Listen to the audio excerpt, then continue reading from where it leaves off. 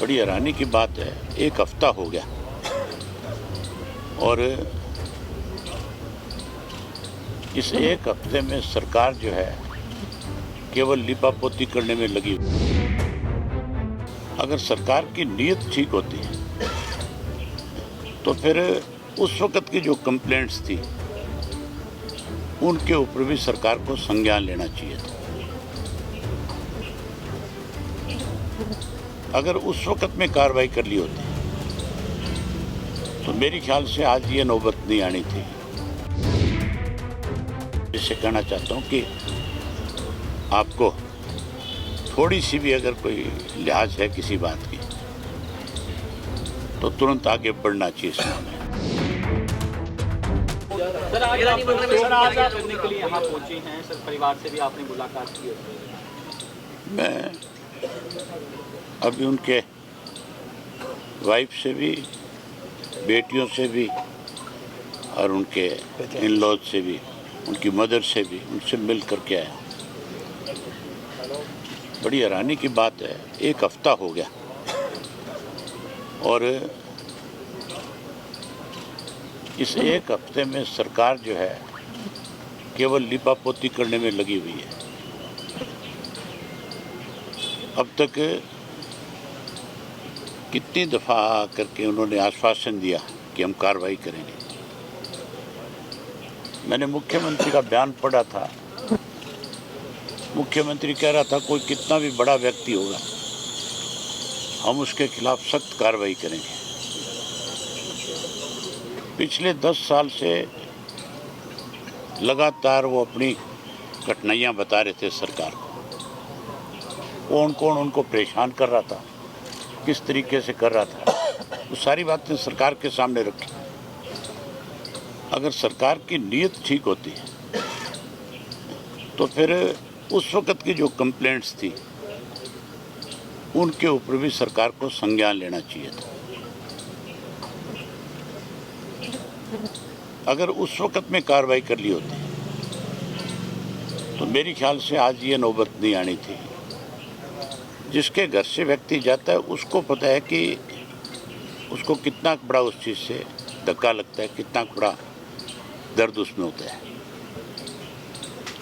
मैं तो आपके माध्यम से मुख्यमंत्री से कहना चाहता हूँ कि आपको थोड़ी सी भी अगर कोई लिहाज है किसी बात की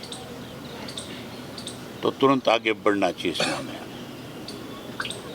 अभी मैं गवर्नर से मिलूँगा, पंजाब वाले से, उनसे जाकर के कहूँगा कि आपकी जिम्मेवारी बनती है कि मामला चंडीगढ़ का है। हरियाणा की सरकार तो इस मामले को जानबूझ करके लिंगर ऑन करना चाहती है। ये पहली बार नहीं है, हरियाणा अनेक बार इस तरह की चीज़ों से शर्मसार हुआ है और सत्ता में बैठे लोगों ने उस पर कोई कार्रवाई करने की बजाय उनको बचाने का काम किया।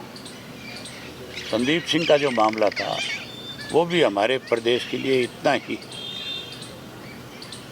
शर्म का विषय था और आज तो पूरा देश जो है, पूरी एक सरकार में जो काम करने वाले कर्मचारी IAS IPS जो है वो सब आज इस बात को लेकर के कहीं चिंतित है कि कल को सरकार तो किसी को भी अपनी मनमर्जी से, अपने तरीके से सुसाइड करने पे भी मजबूर कर सकती है। ये बड़ी शर्मनाक बात है हमारे लिए। मैंने तो जिस दिन ये पहले दिन ये वाक़या हुआ था उसी दिन इनके जो भाई MLA हैं उनसे बात करी थी, क्योंकि वो हमारे नेबर साथ लगती हुई डिस्ट्रिक्ट से MLA है, और उनको कहा था भी हम आपके साथ हैं पूर्ण रूप से। आज भी मैं उनको यही बात कह कर के आया हूँ कि जब तक आपके साथ न्याय नहीं होगा हम आपके साथ खड़े हैं, और हम आपके साथ केवल खड़े नहीं हैं, हम सरकार को इसके लिए मजबूर भी करेंगे।